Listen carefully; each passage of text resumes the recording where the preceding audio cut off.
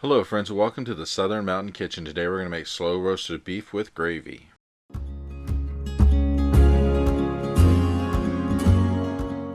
So when you get your beef to start this with, you can get whatever size you want to because you're going to actually judge this by weight to actually cook it. But one thing you need to do is bring this out and bring it to room temperature for at least 60 minutes before you actually cook it. Now mine had been in the freezer. I put it in the refrigerator to thaw and then I brought it out for the 60 minutes to bring it up to temperature. But it needs to sit out and actually just come up to room temperature before you do anything with this.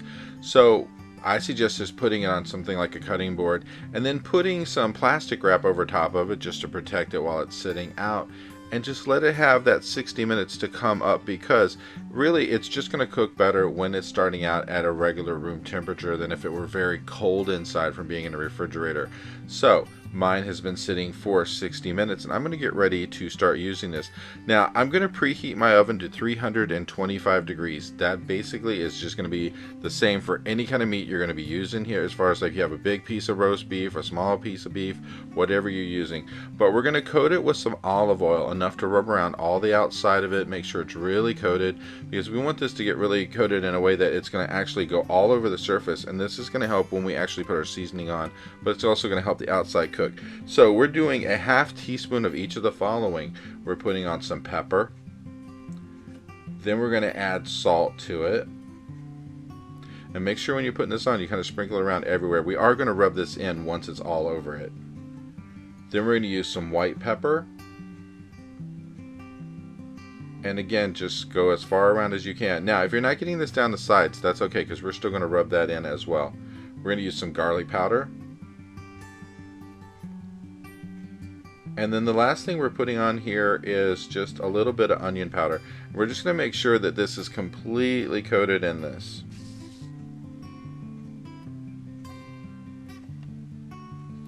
Now, once everything is on there, you're just going to take your fingers and rub this into the meat and mix it into the olive oil. And when you're doing this, go around the sides, go over to the larger side where it's been cut before. Just work around the whole thing until you get this really worked into the surface, because we really want to make sure that all of the seasoning gets distributed all over it. And rubbing it like this is going to help, and just work your way through as much as you can until you get it all done. Now, when we cook this, we're going to need some kind of a pan that has an edge on it, because we don't want the drippings to run off and go into the bottom of your oven. But you also need a rack in the bottom, and the rack is important because you want to raise that roast beef off the bottom of the pan. You don't want it sitting down there, because we want actually the heat and air and everything to circulate underneath of it, so it's cooking evenly all the way around. But if you have it sitting on the bottom of the pan, it's not going to do it evenly. So put the rack in, set the beef on top of it, and you're pretty much ready to go there at that point. Now let's talk about what we want to get out of this as far as internal cook temperature is concerned. So if we're cooking this for 25 to 30 minutes per pound, we're going to get this to a temperature that we really want this to be when we want it done. So if you want it rare, we're talking 120 to 130 degrees internally, which is going to give you that bright purple red and juicy look to it. If you want it medium rare, it's 130 to 135, and that's going to be a bright red and juicy inside. Now if you want this done to like just medium, 135 to 145 degrees internal temperature, which is a rich pink but it's slightly juicy. Medium well done, 145 degrees to 155 degrees, and that's going to be tan with a little light pink inside and very little juice. Now if you're going well done, we're talking 155 degrees internally or above, and that's going to be brown with just a little bit of juice in it, and the meat's going to become tough at that point, so you really need to think, do you really want it to go to that temperature? So this is mine. I wanted it to be like medium well done, and this is what I have coming out right now. And what we need to do at this point is we're going to cover this with some aluminum foil and let it sit for at least 15 minutes with the foil on before you cut it, because it's going to continue to cook inside, and you want it to get to a point where, you know, it's cooling down on its own time. We're not trying to rush it. We're not trying to hit this thing when it's too hot and butcher it, because when you hit meat and it's too hot, it's hard to carve anyway. So we want to give it that 15 minutes, let it do its deal, and just go ahead and cool down, and then you can come back to it and remove the foil and as you can see right here, this is ready. It's still steaming, it's still hot inside. It's really great. And what we're going to do is remove the beef and set it to the side on a platter or a plate or whatever you're going to use to carve it on.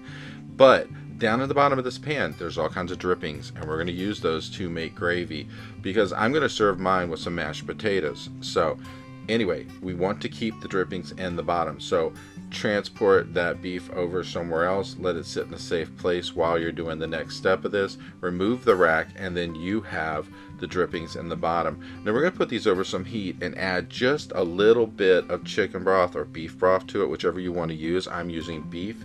And you're going to use just a little bit to deglaze the pan and kind of loosen everything up in there before you pour the rest in. But you're going to need 2 cups of broth to do this. And like I said, I'm using 2 cups of beef broth. Pour them into this and then start mixing it up, and that way you can break up all the stuff in the bottom, get everything loosened. And we're going to bring this up to temperature because we want this actually to be hot when we're doing this, and then we're going to start cooking the gravy from it. But you're going to need something to thicken this with, because this is really watery at this point. So when we get this up to a little bit of a temperature and we get it up hot enough as we want it to be, we're actually going to take 3 to 4 tablespoons of either flour or cornstarch and add them to 1/4 cup of cold water. And when you mix this together, this is a thickening agent for your gravy. So once this temperature is up, we're going to go ahead and mix together. Like I'm using some cornstarch here, I'm adding it to my cold water, and I'm going to mix it through until it's not lumpy or lots of thickness to it. We just want to go ahead and mix this through to where it's actually mixed in completely, and you've gotten almost like a watery paste out of this. And then once it's done, we're going to pour that into the gravy that's already boiling down here in the pan. And then we're going to mix it all together, and you're going to cook this until it starts to thicken. That's going to take a couple of minutes, because once you put this in, you already put some cold water back in here. It cooled it down a little bit, but use a whisk, keep stirring it, keep mixing it up, keep going with it until everything starts to thicken. And this could take several minutes. It's not going to happen in just a second, but you're going to have to decide how thick you want it to be. And just remember, as your gravy is starting to cool, it will thicken a little bit more. So it's not going to be the consistency you bring it out of this pan. So once you get this all mixed up and you get it thick enough, pour it into the bowl you're going to serve out of or whatever you have. And then it's going to thicken a little while it sits on your table or wherever you're having this. But as you can see at this point, mine is actually starting to thicken up a little bit. And it really, it might take you like 5 minutes or so, and then you're ready to use it. So this is my plate. I have some of my sliced beef on it. I have my mashed potatoes on here. And what I'm going to do is just basically spoon over top some of the gravy that I just made. And the best thing about this is you really, you can serve some bread with this, some rolls, whatever you want to do, and you have a really amazing meal, because this has such a great taste. And it's always great to make your own gravy to go on top of something, because it has all the flavor from what you just cooked. And this is an amazing meal. I hope you liked this video, and if you did, please like and subscribe. And if you get a chance, check out the Southern Mountain Kitchen website, where you can get a free recipe, check out the cookbooks available from the Southern Mountain Kitchen, and if you'd like to, you could order a cookbook at a discounted price, cheaper than Amazon, with shipping that is also cheaper than Amazon. So if you get a chance, check it out, and I hope you have a great day.